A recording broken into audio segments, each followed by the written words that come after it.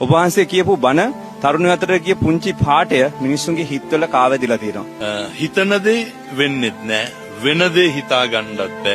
නේ අචින්තිතම්පි භවති චින්තිතම්පි විනස්සති.